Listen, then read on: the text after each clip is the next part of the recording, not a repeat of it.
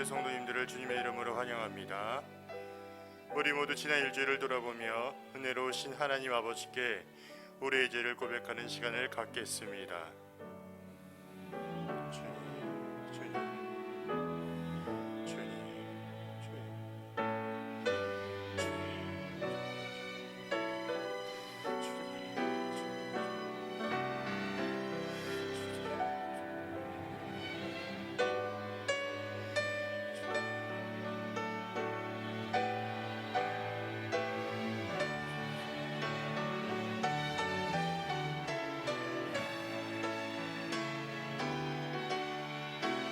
하나님이여, 주의 인자를 따라 내게 은혜를 베푸시며 주의 많은 긍휼을 따라 내 죄악을 지어 주소서. 나의 죄악을 맑게 씻으시며 나의 죄를 깨끗이 제하소서. 그러므로 이제 그리스도 예수 안에 있는 자에게는 결코 정죄함이 없나니, 이는 그리스도 예수 안에 있는 생명의 성령의 법이 죄와 사망의 법에서 너를 해방하였습니다. 사랑의 하나님, 우리의 모든 죄악을 예수 그리스도의 십자가 보혈로 정결하게 하여 주시고 새로운 은혜를 허락하여 주옵소서. 예수 그리스도의 이름으로 기원하옵나이다. 아멘. 다 함께 자리에 일어나셔서 임내 찬양으로 영광 올려드리겠습니다.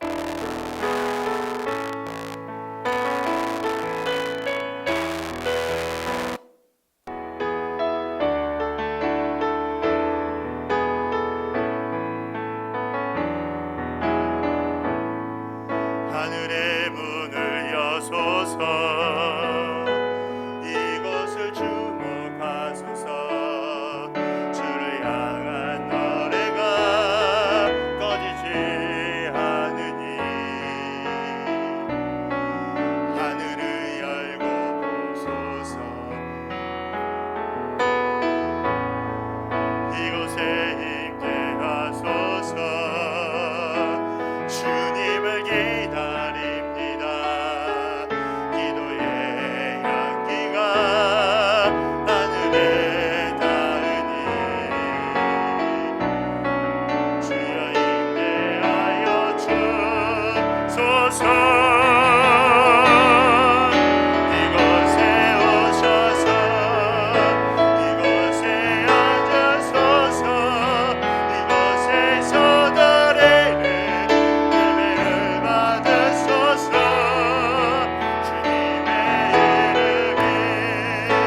주님의 이름만이 우리 주의 이름만 이곳에 이곳에 오셔서 이곳에 앉으소서. 이곳에서 드리는 예배를 받으소서. 주님의 이름만이 우리 주의 이름만 이곳에 있습니다. 여호와는 내게 복을 주시고 너를 지키시기를 원하며, 여호와는 그의 얼굴을 내게 비추사 은혜 베푸시기를 원하며, 여호와는 그 얼굴을 소풍교회 모든 성도들에게 향하여 드사 평강 주시기를 원하노라. 아멘. 다 함께 찬송가 15장 찬양 드리도록 하겠습니다.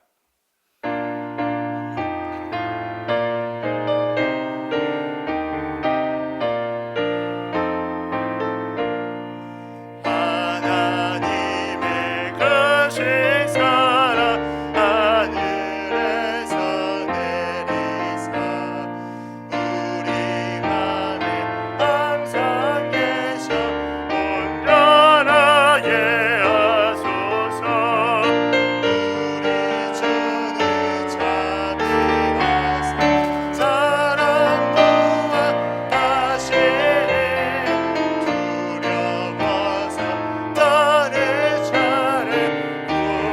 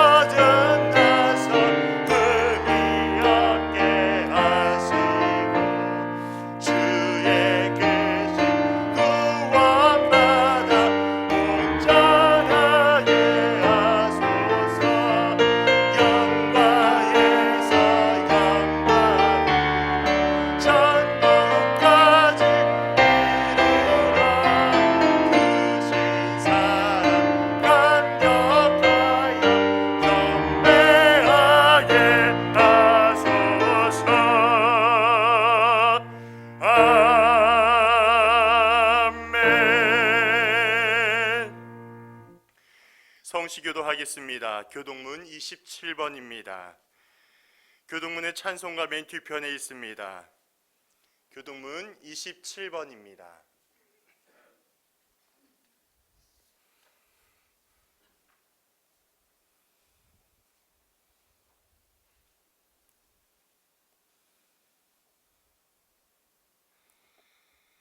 하나님이여 주의 인자를 따라 내게 은혜를 베푸시며 나의 죄악을 말갛게 씻으시며 나의 죄를 깨끗이 제하소서.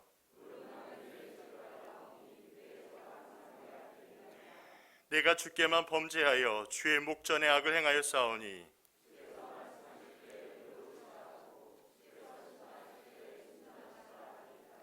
내가 죄악 중에서 출생하였으며 우슬초로 나를 정결하게 하소서. 내가 정하리이다.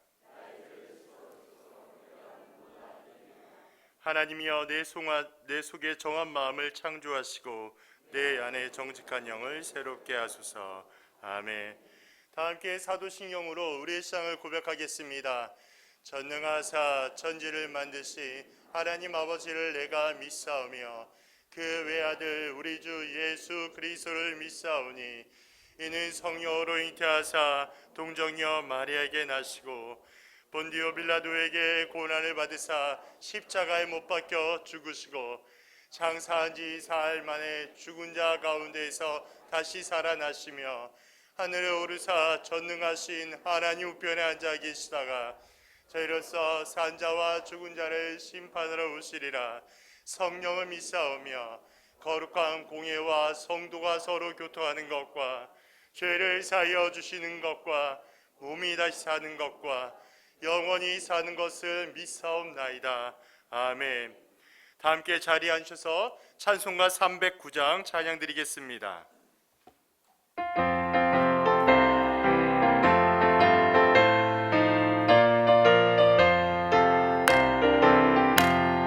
마른 내 영혼 주가 이미 허락한 우리의 영생 주 주여 갈망합니다.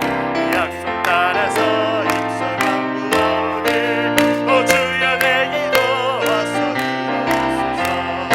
예수의 사랑 예수의 사랑 바다 물결같이 내게 임하니 영광의 물결에 온전히 쌓여서 내 영혼에게 부하여 얻도다. 주에게 약속한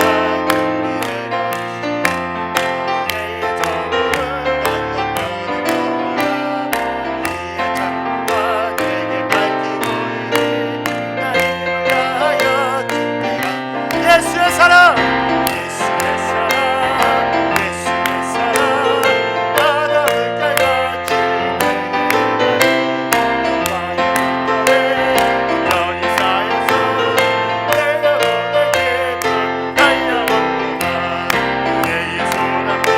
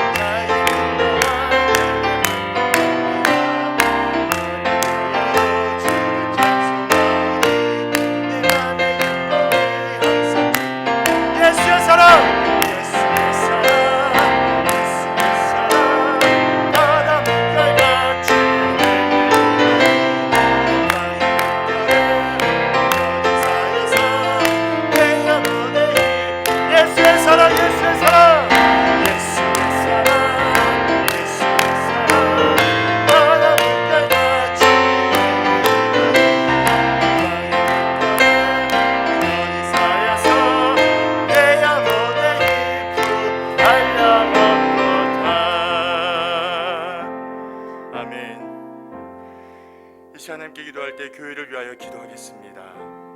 지난 3개월 동안 어려운 가운데 교회와 가정의 삶을 지켜주신 주님을 굳건하게 붙드는 믿음의 성도들을 되게 하는 마음, 또한 소풍교회가 소망과 기쁨이 사라져가는 시대에 빛과 소금의 사명을 감당하는 공동체가 될 수 있도록 기도하여 주십시오. 두 번째, 지역사회를 위하여 기도하겠습니다. 코로나로 인하여 여전히 어려움에 갖고 있는 모든 사람들에게 위로와 평강을 더하게 하여 주시고, 또한 격려의 삶을 실천하는 우리 성도들 될 수 있도록 다 함께 교회를 위하여서, 지역사회를 위하여 함께 기도하겠습니다. 아버지 하나님, 너무나 감사합니다. 이 시간에 마음과 정성을 다하여 기도합니다. 아버지 하나님, 우리가 다시 아버지의 은혜를 기억하게 해주시고, 우리가 교회를 위하여 더욱더 기도하는 마음을 허락하게 하여 주옵소서.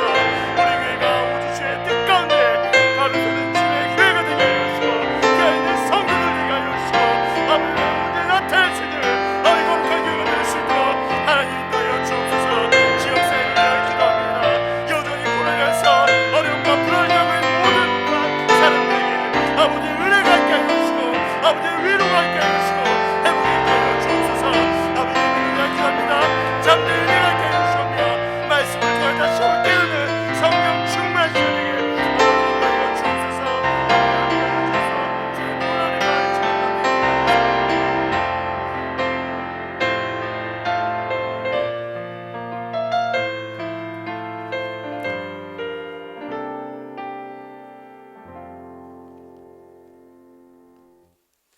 우리의 감사와 찬송을 기쁘게 받으시는 하나님 아버지, 보리밭에 청보리가 익어가고 6월의 싱그러움이 초여름을 제쳐가는 날에 오늘도 우리를 은혜의 성소로 인도하셨습니다. 오늘 우리가 살아가는 평범함이 더 이상 평범함이 아님을 고백합니다. 지난 한 주간 동안 하나님의 뜻대로 살기보다는 우리 뜻대로 살기에 바빴음을 고백합니다. 주님이 항상 기뻐하라고 하셨지만 우리는 항상 낙심했습니다. 사랑과 은혜가 충만하신 하나님 아버지, 지금 전 세계가 코로나 바이러스로 힘들어하고 있사오니 믿음으로 질병을 이기게 하시고 사랑으로 서로 나누게 하시어 이 고통과 슬픔을 나눠지게 하여 주옵소서. 또한 사랑의 지식이 아닌 하나님 아버지의 지혜로 이 어려움을 이기게 하여 주옵소서. 교회를 위하여 기도드립니다. 소풍교회가 항상 하나님 뜻 가운데 바로 서는 교회가 되게 하시고 깨어있는 성도들이 되게 하옵소서. 지난 3개월간 어려움 가운데 교회와 가정의 삶을 지켜주신 주님을 굳건하게 붙드는 믿음의 성도를 되게 하옵소서. 소풍교회가 소망과 기쁨이 사라져가는 시대에 빛이 되는 교회로 서게 하옵소서. 지역사회를 위하여 기도드립니다. 지속적인 코로나 지역 확산이 계속되는 중에 병약한 자들과 어려운 자들을 안전하게 지켜주옵소서. 학교 개학과 함께 여전한 어려움이 있는데 정상적으로 학교 수업이 잘 진행되게 하옵소서. 코로나로 인한 어려움이 있는 주위 사람들을 돌아오게 하시고 위로와 격려의 삶을 실천하는 성도들을 되게 하옵시며, 우리가 이웃을 사랑으로 대하지 못했다면 용서하여 주시고 지극히 작은 가에도 냉수한 것을 나눌 수 있는 사랑의 마음을 새롭게 하옵소서. 오늘도 강단에 세우신 하나님의 사자 김대영 목사님을 기억하시어 기름 부음을 더하여 주시고 권능과 권세의 입술로 생명의 말씀을 선포하게 하여 주옵소서. 선포되는 말씀마다 아멘으로 화답하여 위로부터의 축복이 넘치게 하여 주옵소서. 오늘도 귀한 은혜와 영광으로 충만하여 주심에 감사드리며 이 모든 영광 홀로 받아옵소서. 모든 것에 감사드리며 예수 그리스도의 이름으로 기도드렸사옵나이다.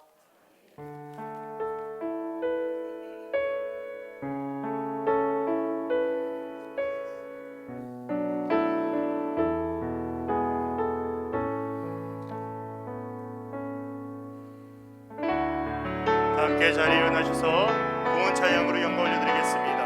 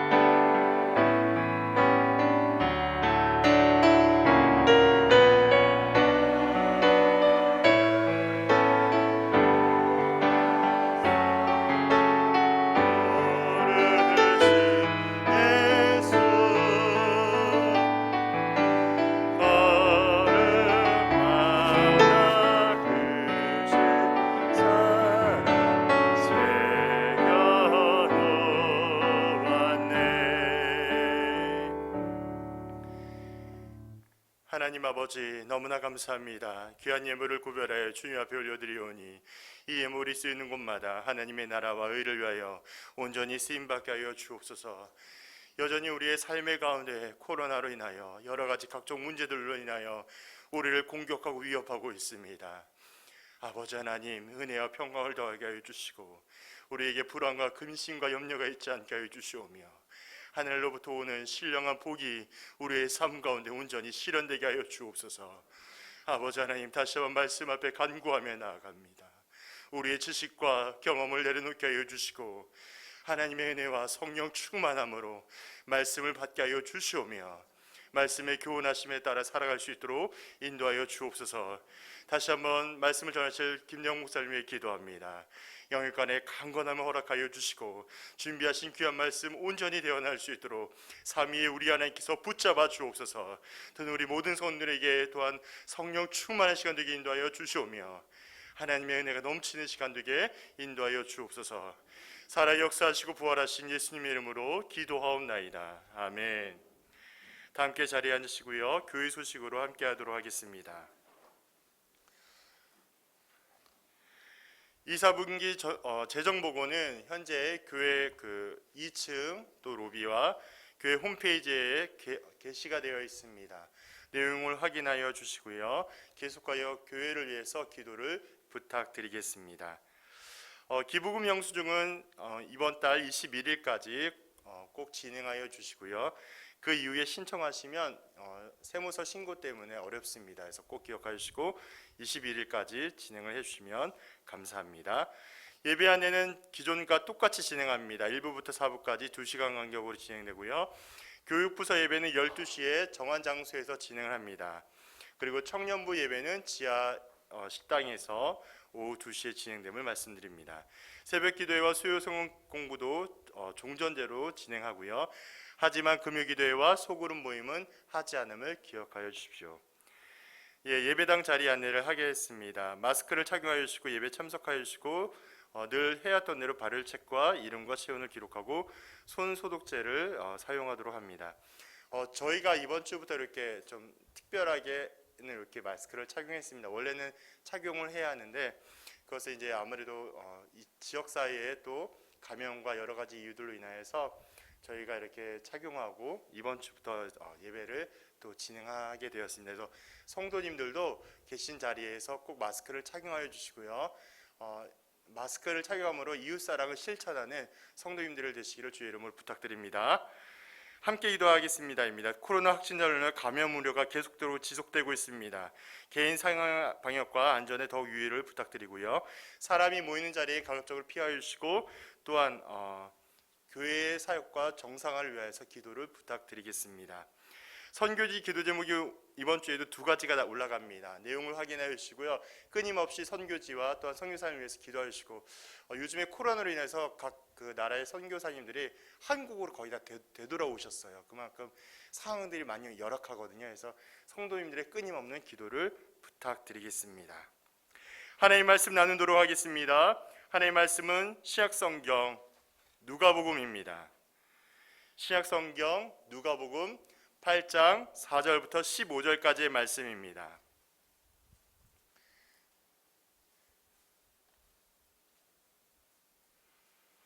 한 절 한 절 교독하고 마지막 절은 저와 함께 같이 읽도록 하겠습니다. 8장 4절부터 15절까지의 말씀입니다. 각 동네 사람들이 예수께로 나와 큰 무리를 이루니 예수께서 비유로 말씀하시되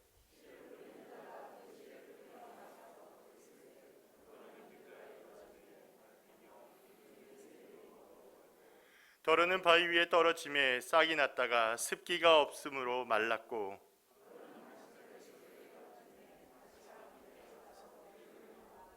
더러는 좋은 땅에 떨어짐에 나서 100배 결실을 하였느니라. 이 말씀을 하시고 외치시되 들을 귀 있는 자는 들을지어다. 이르시되 하나님 나라의 비밀을 아는 것이 너희에게는 허락되었으나 다른 사람에게는 비유로 하나니 이는 그들로 보아도 보지 못하고 들어도 깨닫지 못하게 하려 함이라. 길가에 있다는 것은 말씀을 들은 자니 이에 마귀가 가서 그들이 믿어 구원을 얻지 못하게 하려고 말씀을 그 마음에서 빼앗는 것이요.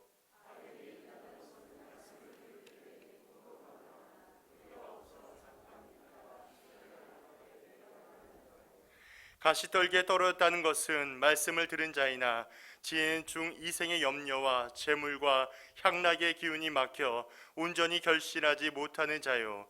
좋은 땅에 있다는 것은 착하고 좋은 마음으로 말씀을 듣고 지키어 인내로 결실한 자니라. 아멘. 이 시간에는 시와 좋은 땅이라는 제목으로 김대영 목사님께서 말씀을 전하여 주실 때 큰 은혜를 받으시기를 바랍니다.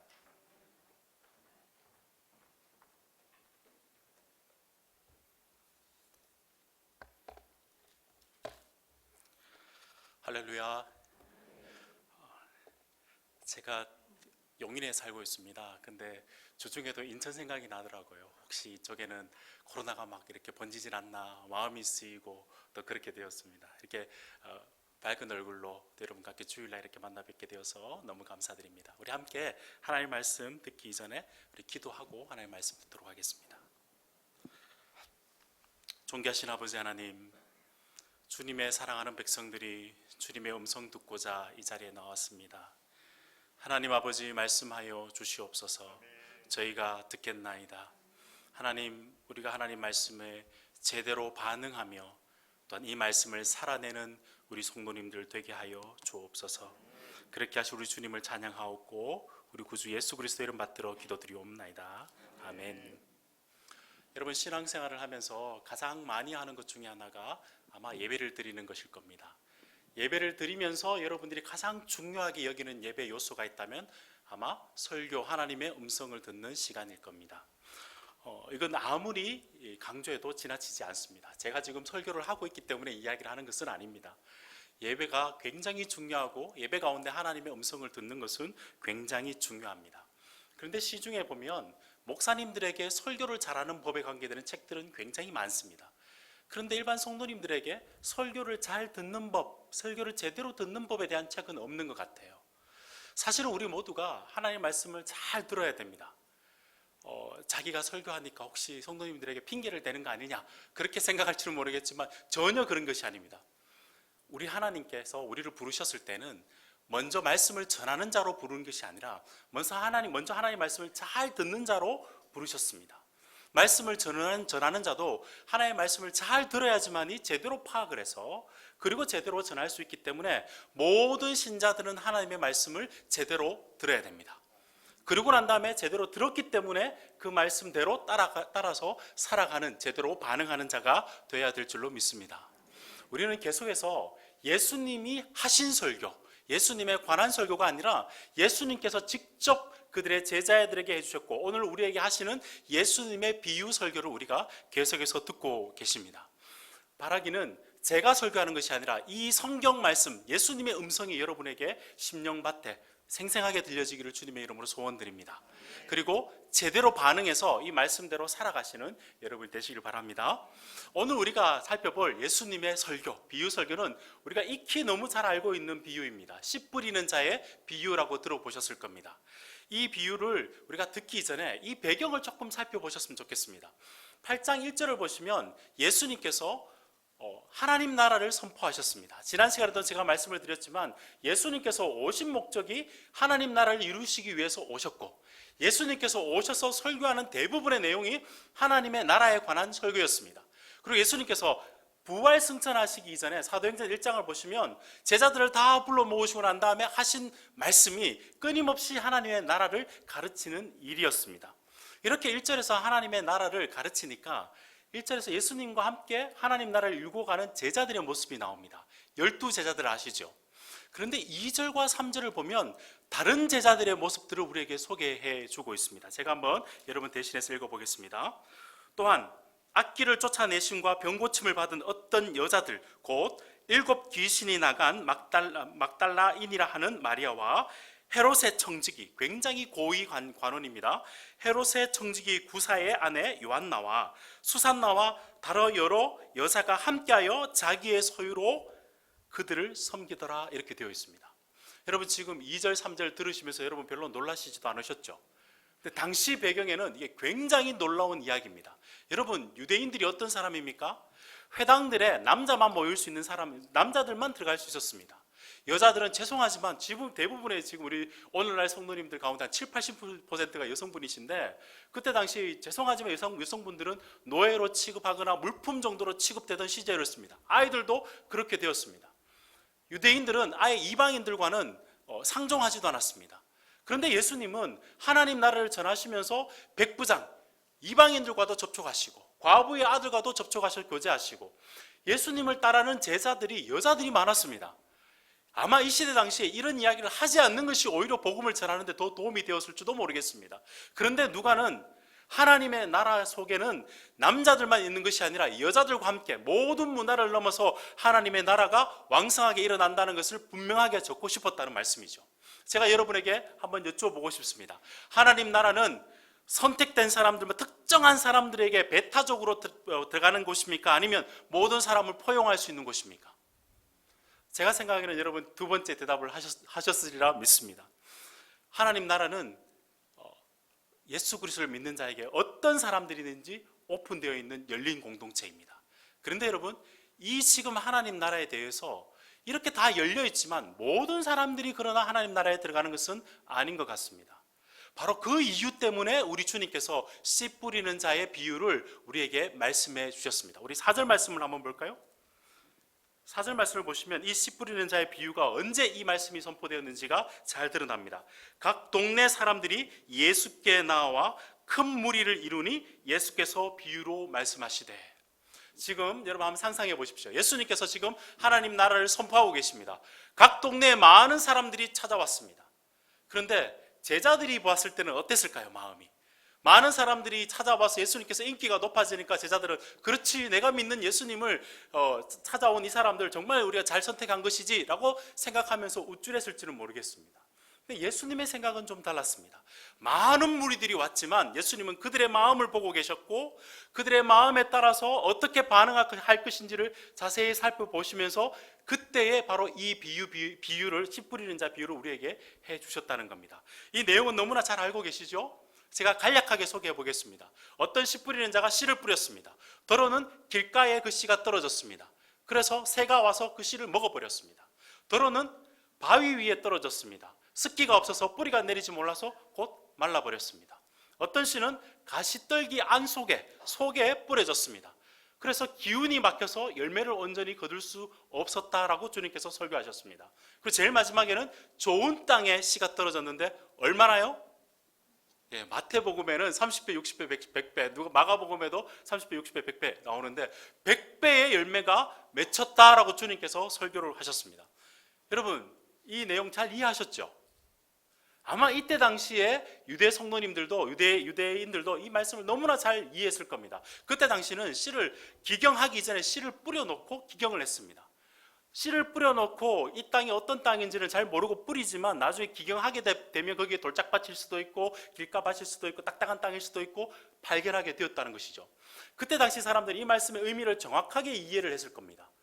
그런데 이 8절에서 예수님께서 굉장히 목소리를 바꿔서, 8절 한번 말씀 보실까요? 8절 말씀을 보시면 예수님께서 목소리를 바꾸어서 외치시면서 마지막에 이렇게 외치십니다. 들을 귀 있는 자는 들을지어다.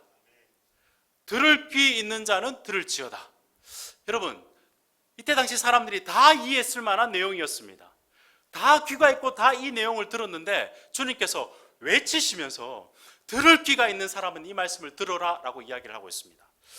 여러분, 잘 알아듣는 것과 제대로 알아듣는 것의 차이를 아십니까? 화요일쯤 되면 우리 집에 그 아내가 가끔 저녁에 저를 부를 때가 있습니다. 여보, 뭐하고 계세요? 라고 부를 때가 있습니다.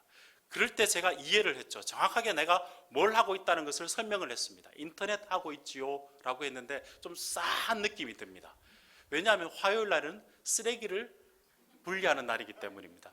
아내의 의도는 여보 뭐하고 있습니까? 물어봤을 때 제 응답은 뭐여야 했냐면 네, 지금 곧장 나갈게요 라는 것이 아내가 원했던 답입니다. 알아듣는 것과 제대로 알아듣는 것은 다른 차이입니다. 이해되시겠죠? 예수님께서 들을 귀 있는 자는 들을지어다. 이 말은 이 내용을 잘 이해하고 있느냐 이것을 물으신 것이 아닙니다. 이 말씀대로 제대로 반응하느냐, 주님께서 그 말씀을 우리에게 하셨고 그때 당시에 사람들에게도 하셨다는 겁니다. 사랑하는 여러분, 여러분 정말 하나님의 말씀을 제대로 듣고 계십니까? 지금 성경 얼마나 읽었느냐 이야기하고 있는 것 아닙니다. 큐티 얼마나 많이 하고 있는 것 이야기하는 게 아닙니다. 정말 제대로 듣고 있다면 내가 하나님 말씀 따라 살아가려고 발버둥 치고 있습니다. 그것이 우리 주님께서 우리에게 요구하시는 들을 귀 있는 자의 반응인 줄로 믿습니다. 제자들도 이 말씀을 듣고 난 다음에 정말 예수님의 진의가 뭔지 제자들이 예수님께 여쭤보았습니다. 우리 말씀 9절 10절 볼까요? 제자들이 이 비유의 뜻을 물으니 예수님께서 10절에서 이렇게 대답합니다. 한번 제가 여러분을 대신해서 한번 읽어봐 드리겠습니다. 이르시되 하나님 나라의 비밀을 아는 것이 너희에게는 허락되었으나 다른 사람에게는 비유로 하나니 이는 그들로 보아도 보지 못하고 들어도 깨닫지 못하게 하려 함이라. 아마 여러분 이 말씀 들으면서 아멘 하기가 굉장히 좀 껄끄러운 느낌이 좀 드시죠? 왜 그럴까요? 예수님의 이 말씀은 우리를 굉장히 당혹스럽게 합니다. 왜냐하면 어떤 사람에게는 잘 가르쳐 주시고 어떤 사람은 아예 못 듣게 하기 위해서 예수님께서 하신 것처럼 이렇게 말씀이 이해되기 때문입니다. 근데 앞에서 우리가 살펴보았듯이 하나님 나라는 열려있는 공동체인데 왜 예수님께서 이 말씀을 하셨을까? 사실은 이 말씀을 이해하기 위해서는 구약의 배경을 조금 알아야 됩니다. 이 말씀을 예수님께서 인용하셨습니다. 이사야서 6장 9절의 말씀을 인용해서 그들이 들어도 보아도 보지 못하고 들어도 깨닫지 못한다는 말씀을 거기에서 인용을 했는데 그 본문이 나와 있는 배경은 이렇습니다. 이스라엘 백성들이 여로보암 시대 때 굉장히 부하게 잘 살았습니다. 하나님의 백성답게 살지 못하니까 하나님께서 한 선지자 이사야 선지자를 뽑아가지고 하나님의 말씀을 주어서 그들에게 심판을 선언하셨습니다. 그 이유는 무엇일까요? 돌아와라. 그러면 내가 너희를 회복하겠다라고 그 말씀을 주셨습니다. 그래서 하나님께서 누가 나를 위해서 대신 갈까 했을 때 이사야서 6장 8절의 말씀을 보시면 이사야 선지자가 손을 들었습니다. 제가 가겠습니다 라고 들었습니다. 그때 우리 주님께서 하나님께서 하신 말씀이 뭐냐면 그들이 보아도 보지 못하고 들어도 깨닫지 못하게 될 거다라고 말씀하신 겁니다. 이게 무슨 뜻일까요? 하나님의 뜻은 진리는 분명했습니다. 그런데 사람들의 마음이 이미 완악하게 되어서 그 말씀을 거절하게 되어서 그 결과로 그들은 하나님 나라에 속하지 못하게 되고 심판을 받게 될 거라는 말씀을 그때 그 당시에 하셨습니다. 그러면 여러분 우리 주님께서 이 말씀을 하신 내용은 목적이 무엇일까요? 배제하기 위해서일까요? 그렇지 않습니다. 하나님의 진리의 말씀 예수 그리스도의 진리신 그분이 오셔서 하나님 나라를 보였을 때 그 하나님 나라에 어떻게 반응하느냐에 따라서 그들이 어떤 사람인지가 드러난다는 것을 우리 주님께서 우리에게 이 말씀으로 우리에게 가르쳐 주신 것이죠. 그리고 난 다음에 우리 주님께서 사람들이 어떻게 반응하는지에 대해서 하나씩 우리에게 풀어주십니다. 설교 본문 말씀만 설명하니까 오히려 여러분들이 힘들어하실 것 같은 생각이 드는데 아니죠. 설교자의 설교가 중요하지만 그것보다는 하나님의 음성이 여러분에게 생생하게 들려지기를 원합니다. 11절 말씀 예수님께서 이렇게 풀어주십니다. 이 비유는 이러하니라. 씨는 하나님의 말씀이요. 씨는 하나님의 말씀입니다. 그 씨에 대해서 우리가 어떻게 반응하느냐에 따라서 그 밭이 드러나게 된다라고 주님께서 말씀하고 계십니다. 12절 말씀 볼까요? 길가에 있는 땅에 대해서 우리에게 말씀을 해 주십니다. 어떤 땅이에요? 말씀을 들은 자니 말씀을 들었다고 이야기합니다. 이에 마귀가 가서 그들이 믿어 구원을 얻지 못하게 하라고 말씀을 그 마음에서 빼앗았다라고 이야기를 하고 있습니다. 어디에서 빼앗았다라고 이야기합니까? 마음에서 빼앗았다라고 이야기합니다. 다시 말씀드리지만 하나님 나라는 하나님의 말씀은 머리로 이해하는 나라가 아닙니다. 마음속에 심겨져서 자라나는 나라입니다. 그런데 말씀을 들었는데 그 마음이 너무너무 딱딱한 거예요. 그 말씀이 마음속에 치고 들어가지가 못합니다. 그렇게 말씀이 딱딱하게 있으니까 사단이 와서 그 말씀을 빼앗아 가버린 거예요. 그 말씀이 마음속에 자라나지 못하도록. 여러분 이 말씀을 오해하지 마십시오. 그래서 그 사람이 구원을 받았습니까? 구원을 못 받았습니까? 그것을 지금 주님께서 말씀하고 있는 것이 아니라 말씀이 주었는데 우리의 마음이 딱딱해져서 그 말씀을 배제해버리게 되면 혹시나 다시는 듣지 못할 수도 있다라고 주님께서 우리에게 경고하고 있는 말씀이라는 것입니다. 사랑하는 여러분, 제가 이 말씀에 의지해서, 주님의 말씀에 의지해서 여러분에게 한번 적용해 보겠습니다. 여러분, 이런 마음을 가지신 분을 만나본 적 있으십니까? 전도하시면서 이런 마음을 가지신 분이 계십니까? 정말 진심을 다해서 복음을 전했는데 아주 냉랭하고 딱딱한 마음으로 거절하는 것, 여러분 그런 경험 있으시죠? 전혀 이상한 것 아닙니다. 그런 땅을 우리가 만날 때가 있습니다. 그런데 여러분, 그것뿐만이 아니라 이 말씀에 의지해서 제가 여러분에게 물어보겠습니다. 혹시 여러분은, 그럴 일은 없겠지만 혹시 여러분의 마음속은 혹시 이런 딱딱한 땅이 될 때도 있지 않습니까? 하나님의 말씀은 진리예요. 전혀 문제가 없는데 내 마음에 따라서 이상하게 거절해버리는 그런 경험은 있지 않으십니까? 만약에 여러분이 그런 경험이 있다면 주님, 내 마음을 부드럽게 해주시옵소서 간절하게 기도해야 될 줄로 믿습니다. 두 번째 땅에 대해서 우리 주님께서 설명하십니다. 13절 말씀입니다. 바위 위에 있다는 것은 말씀을 들을 때 기쁨으로 받으나 뿌리가 없어서 잠깐 있다가 시련을 당할 때에 배반하는 자라 이야기합니다. 여러분, 씨가 뿌려졌습니다. 말씀을 들었습니다. 이해했고 마음으로 기쁨으로 받았습니다. 그런데 그 시련이 당하니까 그 싹이 나다가 그만 시들어 버렸다고 주님께서 설명하고 있습니다. 왜 그렇게 되었을까요? 땅이 너무 얇았기 때문입니다. 앞에는 딱딱한 땅이었다면 이 마음은 너무 얇아서 처음에는 기쁨으로 받다가 나중에 조금이나 시련이 오거나 시험이 올 때 복음을 버려버리고 교회를 떠나버리는 그런 땅을 우리 주님께서 우리에게 말씀하고 있는 겁니다.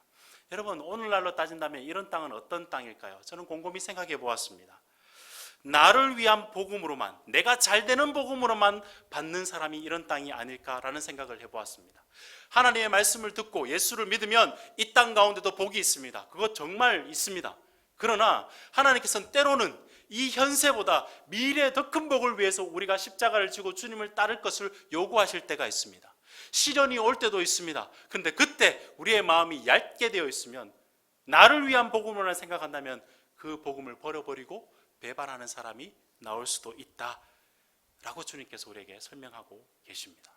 가난한 자에게는 복이 있나니, 이 말씀은 우리가 다 가난하니까 기쁨으로 아멘하고 받다가 의를 위하여 핍박을 받는 자는 복이 있나니, 이 말씀 앞에는 내가 의를 위해서 왜 핍박을 받아야 되지? 라고 복음을 버려버린다면 바로 이 바위 위에 있는 땅과 씨와 같은 역할을 하게 되는 겁니다.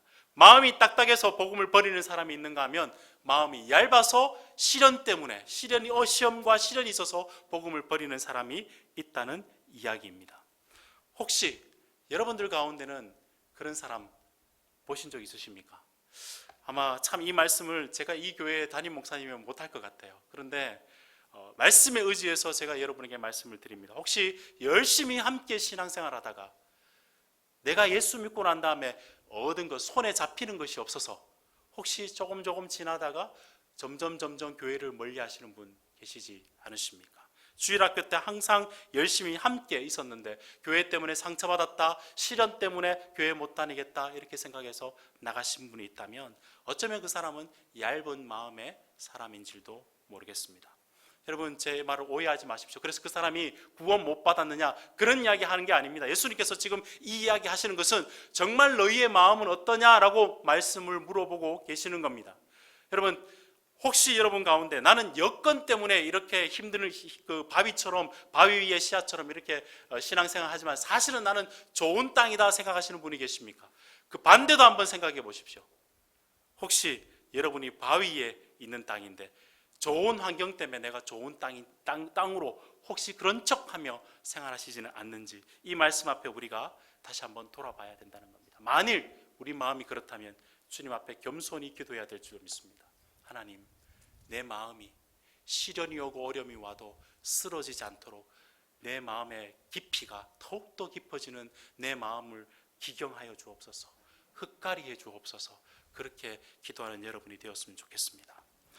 우리 주님께서 세 번째 땅을 설명해 주십니다.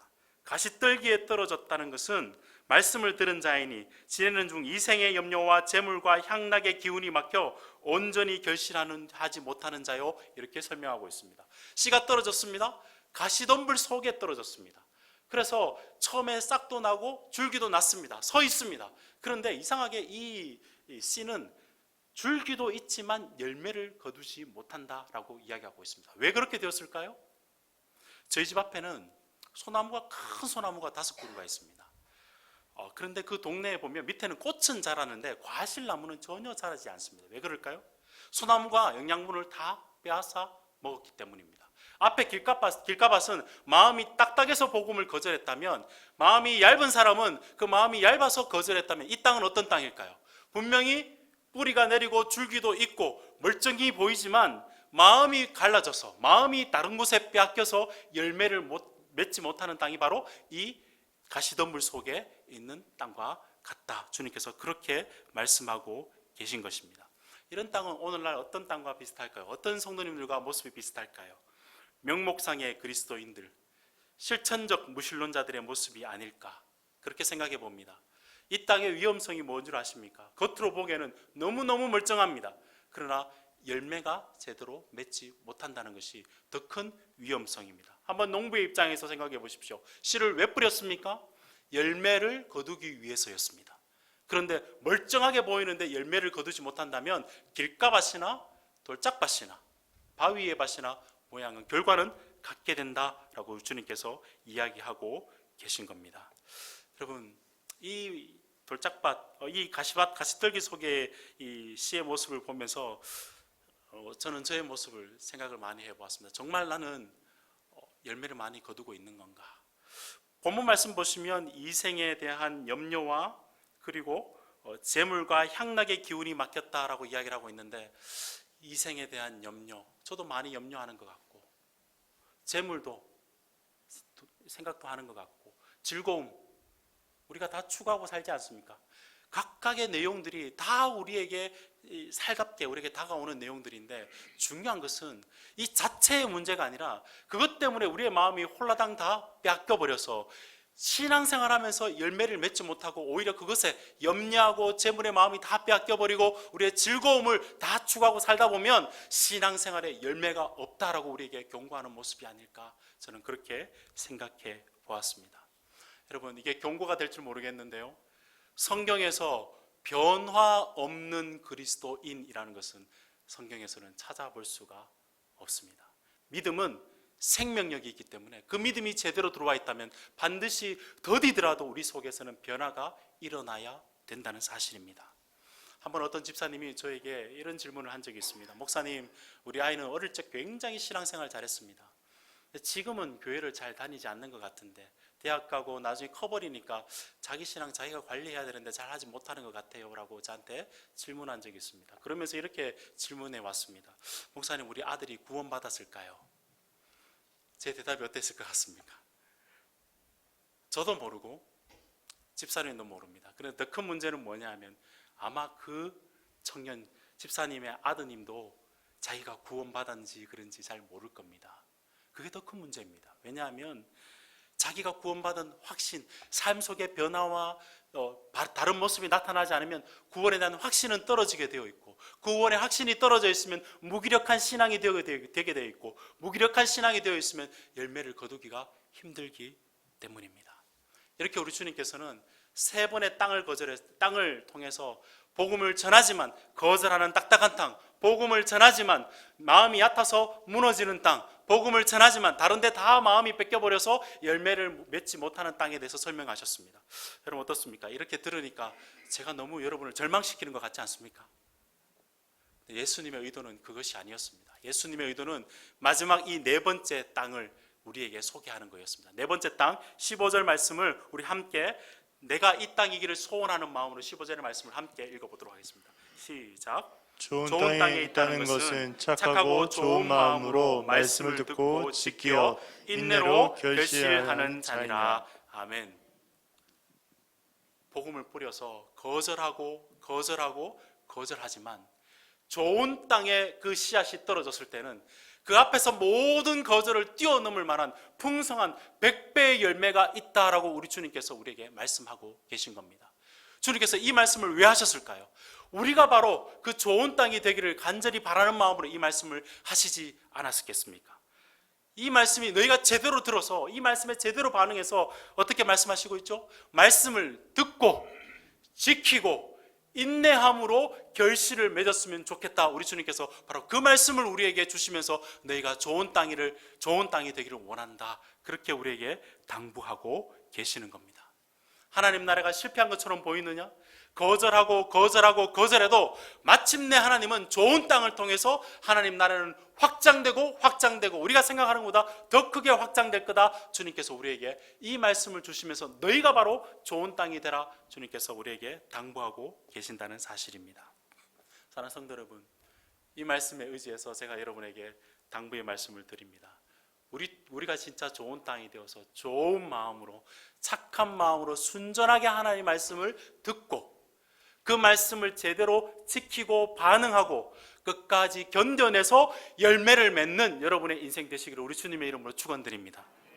여러분, 한국교회 위기다, 코로나 사태 이후에 더 큰 위기가 올 거다, 많은 예측들과 많은 내용들이 있습니다. 많은 사람들이 떠나가고 있는 것 사실입니다. 현실일지도 모르겠습니다. 그러나 여러분 기억하십시오. 교회에서 사람이 떠나간다 할지라도 하나님 나라는 실패하는 것이 아닙니다. 거절해도 하나님 나라는 남아있는 좋은 땅을 통해서 하나님 나라는 왕성하게 이루어질 줄로 믿습니다. 이런 말이 죄송할지는 모르겠지만 한국교회 굉장히 부흥했다가 어쩌면 이 사건을 통해서 하나님이 좋은 땅을 우리에게 드러내신다, 저는 그렇게 생각해 볼 때도 있습니다.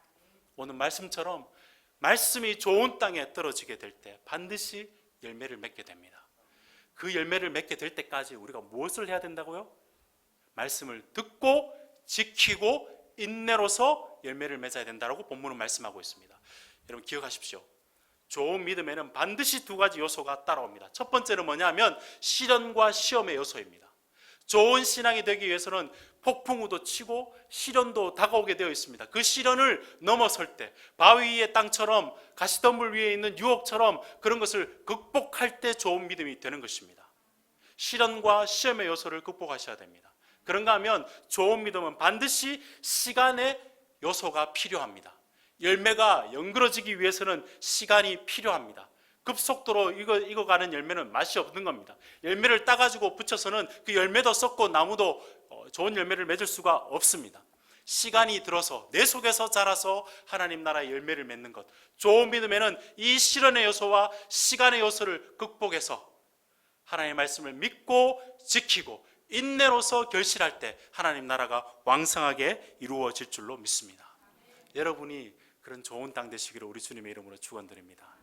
그런가 하면 이 지금 마지막 적용을 제가 여러분에게 하고 싶습니다.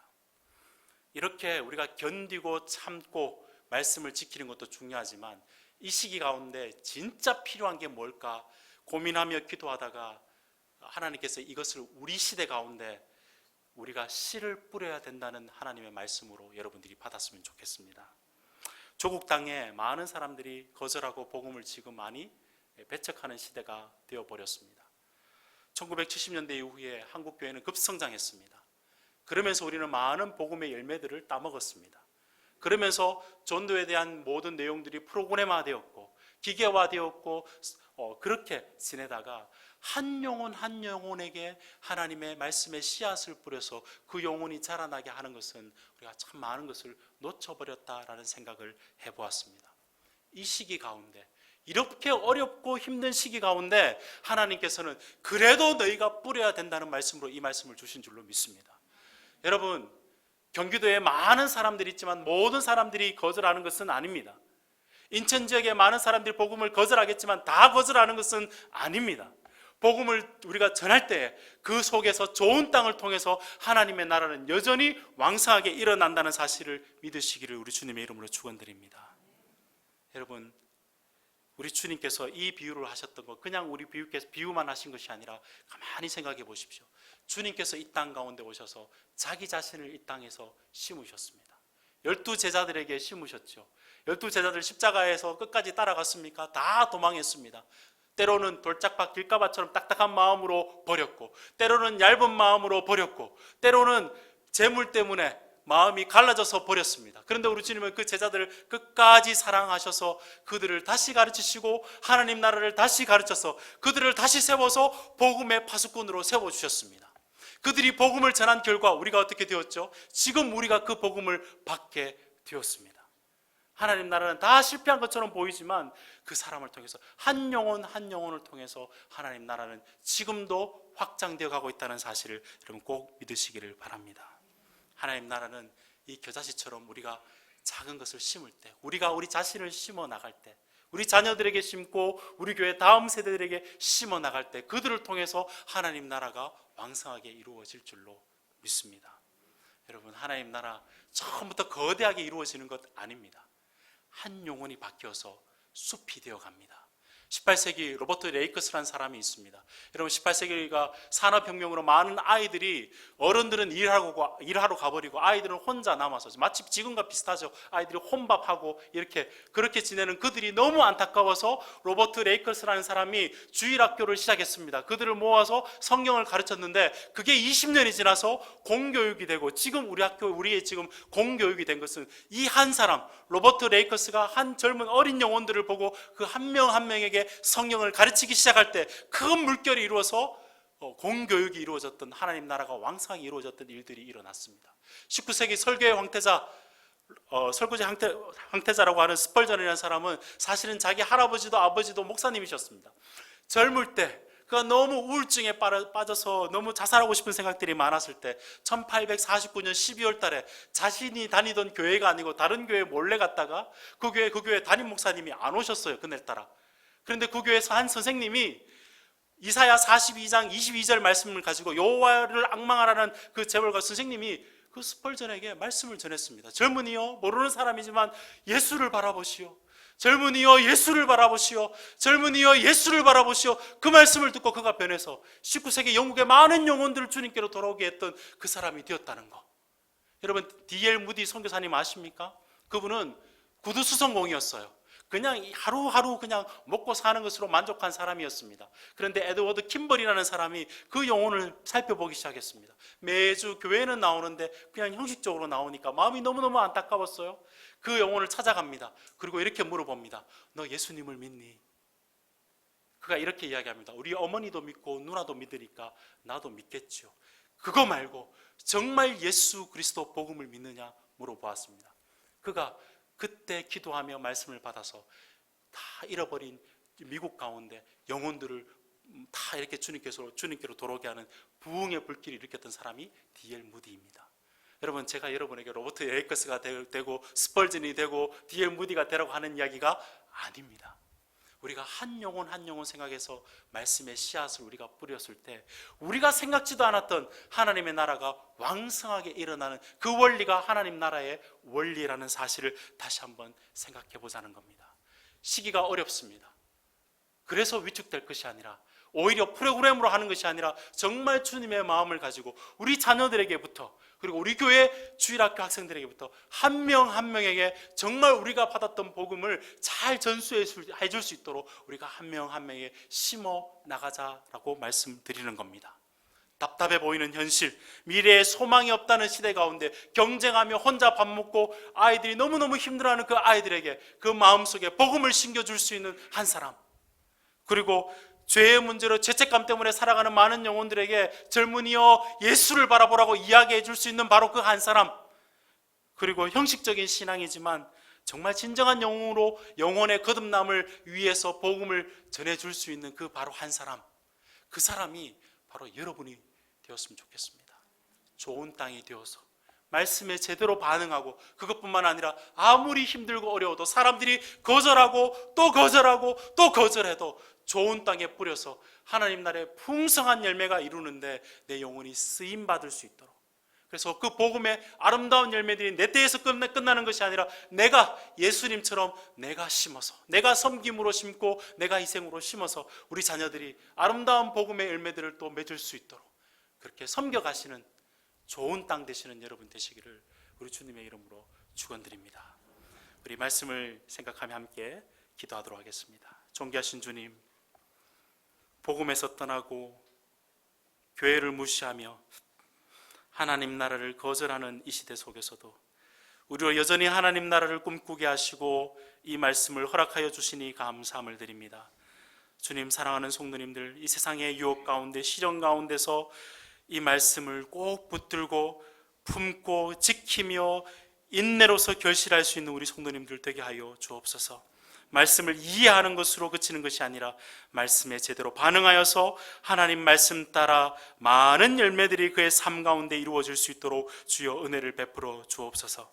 하나님, 우리가 좋은 땅 되는 것으로만 그치는 것이 아니라 우리를 기경하셔서 하나님, 우리가 많은 씨앗을 이 땅 가운데 뿌릴 수 있는 저희들 되게 하여 주옵소서. 사람에 따라서 그냥 뿌리는 것이 아니라 한 영혼 한 영혼 그 영혼을 생각하면서 뿌려 나갈 때에 우리를 통한 섬김을 통하여서 하나님 나라가 왕성하게 일어나는 그 영광을 우리로 향하여 우리를 통하여서 주님께 올려드릴 수 있는 저희 모든 성도님들 되게 하여 주옵소서. 우리의 힘과 우리의 능력이 아니고 그 씨앗 대신 예수 그리스도의 능력 의지하여서 뿌릴 수 있는 저희들 되게 하여 주옵소서. 지금도 우리의 영원한 말씀 되시고 그 말씀으로 우리와 함께 하시는 우리 구주 예수 그리스도 이름 받들어 축복하며 기도드리옵나이다. 아멘. 우리 다 함께 일어나셔서 우리 찬송가 446장 함께 찬양하시겠습니다. 449장입니다.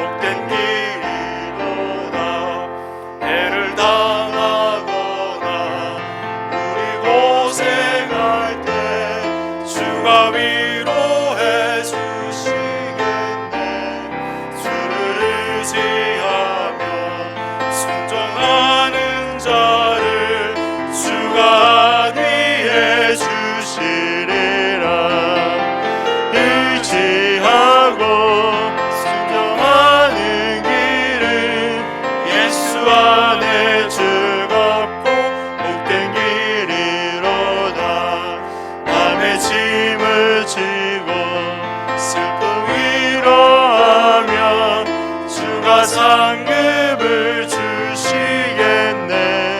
주를 의지하며 순종하는 자를 항상 복 내려 주시리라.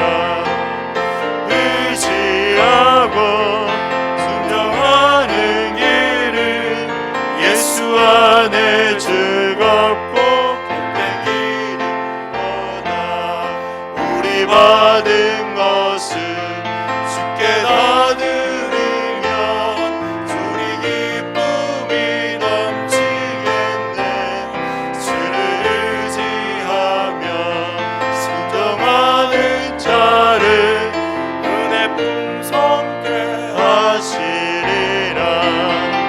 의지하고 순종하는 길은 예수 안에 즐겁고 복된 길이로다. 주를 힘입어서 말씀 잘 배우고 말씀 잘 배우고 주를 모시고 살아가세. 주를 의지하며 항상 순종하면 주가 사랑해 주시리라. 의지하고 순종하는 길은 예수 안에 즐겁고 복된 길이로다. 이제 주님의 손 붙들고 붙잡고 평안한 마음으로 세상으로 나아가십시오. 하나님의 공의와 사랑을 이루시며 선한 일에 용기를 내시며 악을 악으로 갚지 마십시오. 항상 약한 자를 돌아보고 우는 자를 돕고 고난당한 이웃을 위로하십시오. 주님을 사랑하여 주님께 봉사하며 모든 사람을 존중하십시오. 모든 일을 믿음과 사랑으로 행하며 어떤 일에도 소망을 잃지 마십시오. 거룩하신 성령님께 순종하여 기쁨과 감사의 생활을 회복하십시오. 하나님 아버지는 항상 말씀 가운데 여러분과 함께 하실 것입니다. 이제는 우리 구주 예수 그리스도의 크신 은혜와 하나님 아버지의 다함없는 사랑하심과 성령님의 감동, 감화, 위로 충만, 교통, 역사하심이 항상 말씀되신 주님과 함께 더불어 살아가며 열매 맺는 좋은 땅 되기를 소망하며, 또한 세상의 거절 속에서도 이 시대 가운데 내가 받은 복음을 잘 심어서 뿌리기를 소원하며 다짐하며 이 자리에 나가는 모든 성도들의 머리 위에와 그 가정과 특별히 소풍교회 위에 지금으로부터 영원토록 함께 있을지어다. 아멘.